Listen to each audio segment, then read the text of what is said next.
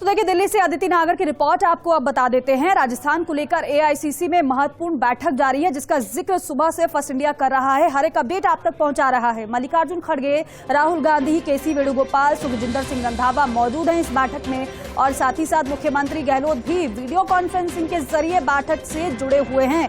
सचिन पायलट, गोविंद सिंह डोटासरा, हरीश चौधरी, रघु शर्मा बैठक में मौजूद हैं। मंत्री, विधायक, सीनियर नेताओं सहित 28 नेता बैठक में मौजूद हैं। राजस्थान में चुनावी रणनीति चुनौतियों को लेकर बैठक ये हो रही है। संभवतः आज नहीं आएगा बैठक से कोई बड़ा फैसला। दिल्ली न्यूज एडिटर अदिति नागर हमारे साथ जुड़ रही हैं, उनका रुख करते हैं, क्योंकि हर एक अपडेट पर उनकी नजर है, हर एक हलचल पर उनकी नजर है। आपको वो बताएंगी कि क्या इस वक्त दिल्ली में हो रहा है। अदिति, क्या दिल्ली में चल रहा है फिलहाल, क्योंकि ये भी कहा जा रहा है कि संभवतः आज कोई बड़ा फैसला नहीं आएगा।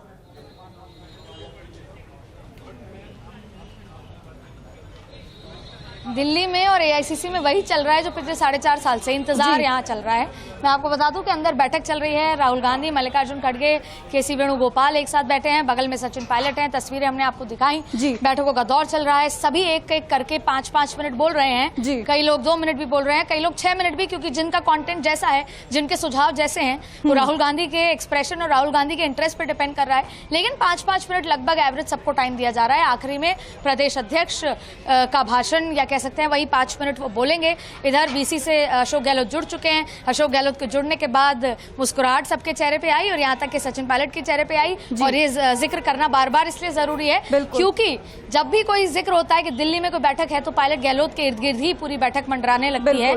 लेकिन ये बैठक केवल और केवल चुनौतियों की चर्चाओं पर है, और उसके आगे फ्यूचर के एग्जीक्यूशन पे है कि कैसे बदलाव कर सके। बिल्कुल, आप अक्सर देखते हैं कि जब हम कोई बड़ी रैली करने वाले होते हैं, कोई बड़ा फंक्शन करने वाले होते हैं, या हम घर की बात करें, हम घर में कोई मेहमान आता है तो हम सब्जी देखते हैं क्या है, क्या नहीं है, क्या मंगाना पड़ेगा। तो वैसे ही चुनाव में क्या तैयारियां हैं, कहां पर हम खड़े हैं, किस किस चीज की कमी है, क्या लाना है, क्या बढ़ाना है, क्या एग्जीक्यूशन करना है, कहां पे भरपाई करनी है।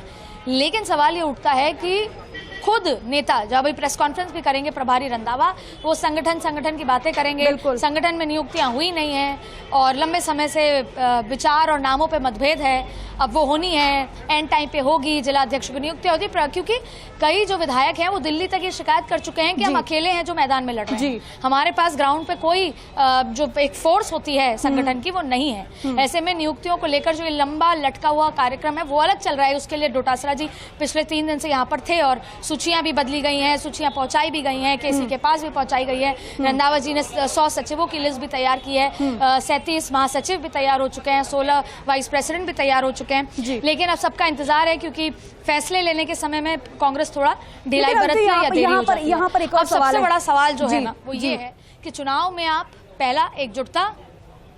बिल्कुल अदिति, एक और सवाल है, क्योंकि अब लगातार जब चुनौतियों की बात कर ली जाए, पार्टी को मजबूती प्रदान करने की बात कर ली जाए, तो एक सवाल हमेशा से रहा है कि आला कमान तक, दिल्ली तक पहुंच इतनी आसान नहीं है कि हम उन तक अपनी बातें पहुंचा दें, क्योंकि मीडिएटर से तो बात हो जाती है, लेकिन आला कमान तक पहुंचने में बड़ी दिक्कत होती है।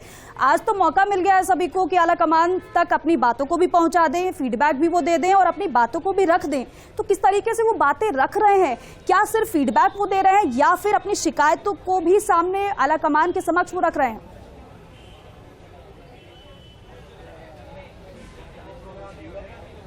दीपिका, एक तो सबसे पहले आपने जो ये बात कही, तो जो अभी विधायक या मंत्री दिल्ली में नहीं, जयपुर में मौजूद हैं, जिनको इस बैठक का हिस्सा नहीं बनाया गया है, वो आपकी इस बात से नाराज हो जाएंगे, क्योंकि ना तो सभी को मौका मिल रहा है, यहाँ पर भी पिक एंड चूज किया गया है। पहले कहा था कि 30 जो पूरी काउंसिल ऑफ मिनिस्टर्स है उनको बुलाया जाएगा, और उसको जोड़ के देखा गया था कि क्या इस्तीफे होंगे। हालांकि सबसे बड़ा सवाल है कि 25 सितंबर को कोई विधायक दल की बैठक में नहीं पहुंचा इच्छा के विरुद्ध, तो इस्तीफे तो कोई कैसे ही देता। खैर वो बात अलग है, उस पर चर्चा बाद में करेंगे। लेकिन नाराजगी ये हुई कि केवल एक विधायक है, रघु शर्मा को अगर हटा दिया जाए सीनियोरिटी के चलते, तो रफीक खान एक विधायक हैं जिनको बुलाया गया।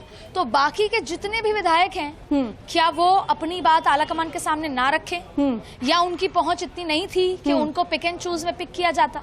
तो कल रात को बहुत बवाल हुआ, कई शिकायतें रंधावा तक पहुंची कि आपने केवल एक विधायक को बुलाया, कई शिकायतें मुख्यमंत्री तक पहुंची, और बहुत ज्यादा आक्रोश रहा कि वो 30 वो 28 लोग ही क्यों, हम क्यों नहीं। खैर बहरहाल आपका ये सवाल था। आज के दिन राहुल गांधी के सामने मुझे नहीं लगता बहुत ज्यादा बड़ी शिकायतों के पुलंदों के साथ कोई पहुंचेगा। देखिए 4-5 तरीके के सुझाव होंगे। पहला तो बार बार ये कि सरकार बहुत अच्छा काम कर रही है।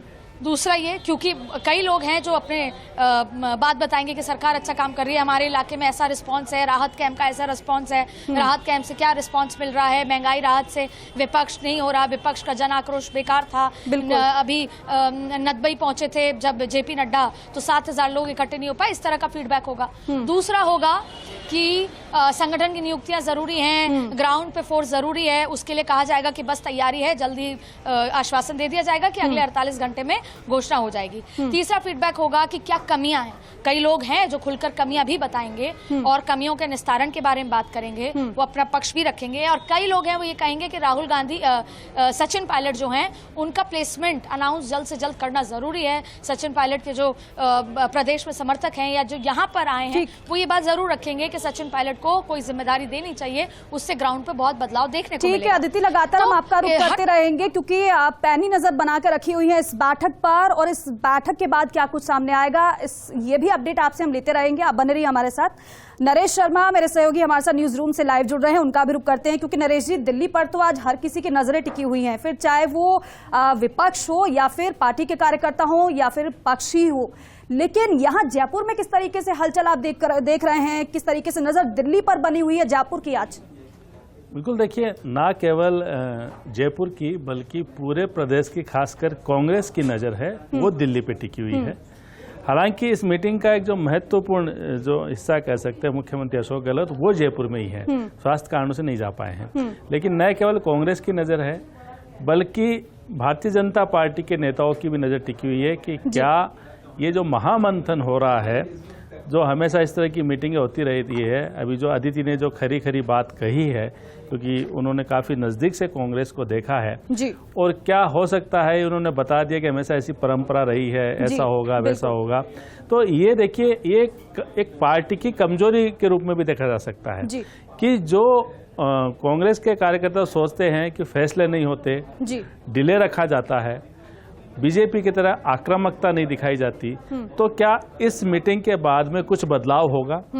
क्योंकि यहाँ कुछ भी बात होती है, चाहे मंत्री आपस में झगड़े, विधायक आपस में झगड़े, आरोप प्रत्यारोप लगाए, तो एक सीधा सा जवाब दिया जाता है कि हमारी नज़र में है, उचित कार्रवाई करेंगे, समय पे उनको कार्रवाई करेंगे। आज तक तो कुछ हुआ नहीं जी।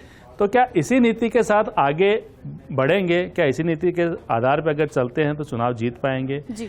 इन मुद्दों पे भी चर्चा होना जरूरी है। अगर वास्तव में मंथन हो रहा है अंदर, या सिर्फ एक औपचारिकता हो रही है कि ठीक है मंत्रियों को जिनको भी बुलाया है उनको 2-2, 5-5 मिनट देंगे, वो पहले सरकार की योजना के बारे में बता देंगे, फिर ये कह देंगे साहब चुनाव जीत रहे हैं, रिपीट हो रही है और कोई एंटी इनकमेंसी नहीं है। हकीकत अलग चीजें है कि चुनाव लड़ेंगे कैसे। देखिए जैसे मैंने पहले भी कहा दीपिका कि सिर्फ योजना के आधार पे चुनाव नहीं जीता जाता। चुनाव के लिए सत्ता, संगठन, कार्यकर्ता, नेता, पदाधिकारी, मंत्री, विधायक सभी को एकजुट होना पड़ता है जी। मतभेद हो सकते हैं, मनभेद हो सकते हैं, लेकिन जीतने की जो जिज्ञासा है वो एक जैसी होनी चाहिए सभी में।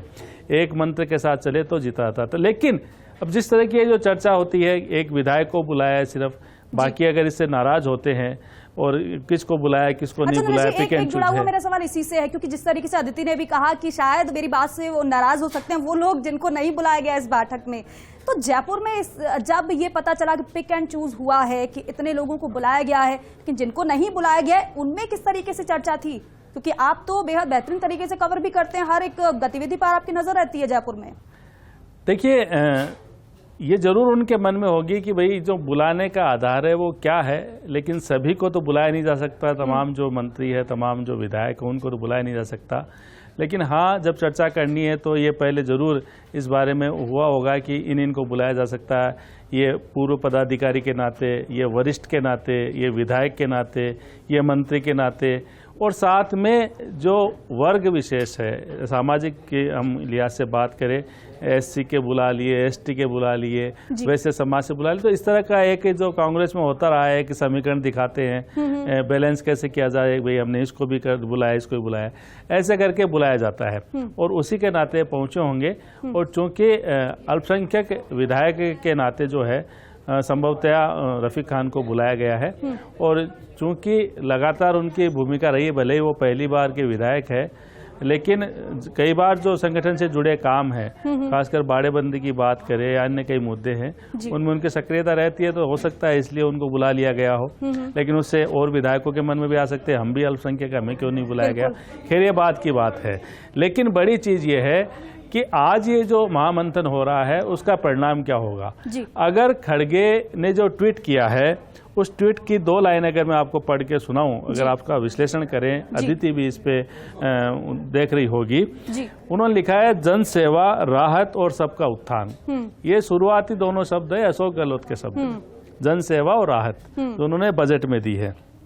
और प्रगति के पथ पर बढ़ता राजस्थान, यानी पहली लाइन में उन्होंने बिल्कुल अपनी जो राजस्थान की सरकार है जिसके मुखिया अशोक गहलोत है उनकी तारीफ की है। साथ में उन्होंने कहा कि हम सभी की आकांक्षाओं का ध्यान रखेंगे जी। हम राजस्थान का वर्तमान और भविष्य दोनों कांग्रेस के हाथों में सुरक्षित है जी। तो वर्तमान तो वो है जो मौजूदा सत्ता में है, वो अलग अलग पदों पे है, और भविष्य वो है जिनको आगे कुछ करने की चाहत है, जो ये सोचते हैं कि पार्टी उनको कुछ देगी, उनको कोई जिम्मेदारी देगी, क्या देगी, भविष्य क्या है, युवाओं के बारे की बात कर ले।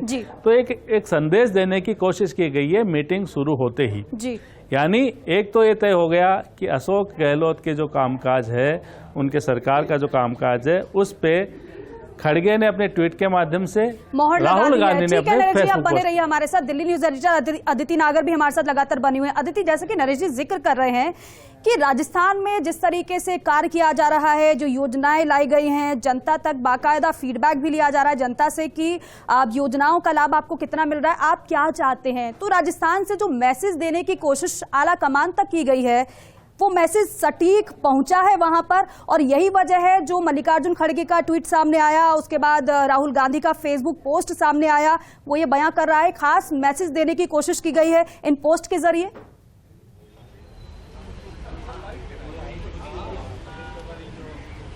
देखिए, अच्छा काम जो है वो अपने आप शोर कर देता है। बिल्कुल। आप कोई गाड़ी है, आप देखिए कोई जबरदस्त बड़ी गाड़ी हो और उसमें टायर भी बढ़िया हो और उसमें हवा भी बढ़िया हो, तमाम चीजें हो, लेकिन उसका इंजन गायब हो तो फिर वो गाड़ी किसी काम की नहीं। तो राजस्थान में जो कांग्रेस की गाड़ी है, उसका जो इंजन है वो मुख्यमंत्री अशोक गहलोत की, या फिर कह सकते हैं कि गहलोत सरकार की जो योजनाएं हैं, जो राहत कैंप है, वही इंजन है। और ये बात पार्टी के लोग, राजस्थान के प्रदेश के लोग कहें या संगठन के लोग कहें, उसके अलावा दूसरे इलाकों से भी जो उनका फीडबैक मैकेनिज्म है उससे भी पहुंच चुका है।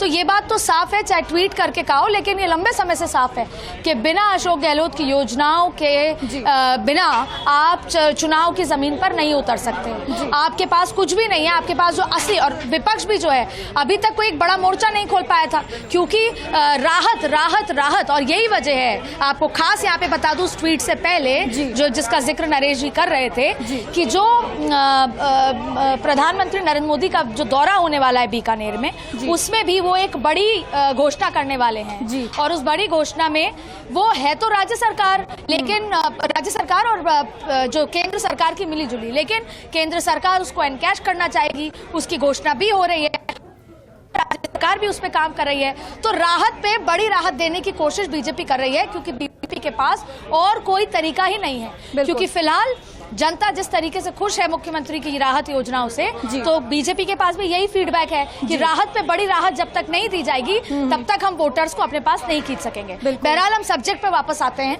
कि यहाँ पर मल्लिकार्जुन खड़गे ने ट्वीट करके जो तमाम अटकलें, बातचीत, तमाम चीजें हैं, उसको विराम भी दिया है और ये भी संदेश दिया है कि जो मुख्यतः जो डायरेक्शन है बैठक का, वो किस ओर जा रहा है। तो डायरेक्शन यहाँ पर दिखा दिया गया है, यहाँ पे ये बता दिया गया है कि हम चुनाव में योजनाओं को चेहरा बनाकर आगे बढ़ेंगे और वर्तमान हो या भविष्य हो, वो कांग्रेस के हाथों में है राजस्थान का। जी बिल्कुल अदिति, और बार बार आप इसका जिक्र भी कर रही हैं, लेकिन मैं एक छोटा सा सवाल आपसे पूछना चाहती हूँ, वो ये है क्योंकि बार बार जब सवाल आपसे किया गया तो आपने बोला कि इंजन बहुत मजबूत होना चाहिए, लेकिन यहाँ पर क्योंकि बैठक ये कोई पहली नहीं है, हालांकि चुनाव है तो बैठकों का सिलसिला हर एक पार्टी में जारी रहता है और वो महत्वपूर्ण रहता भी है और होना भी चाहिए, लेकिन साथ ही साथ ये जो बैठक चल रही है, क्या आपको ये लगता है कि इस बार ये सिर्फ बैठक नहीं है बल्कि इसके बाद परिणाम भी सामने आएंगे?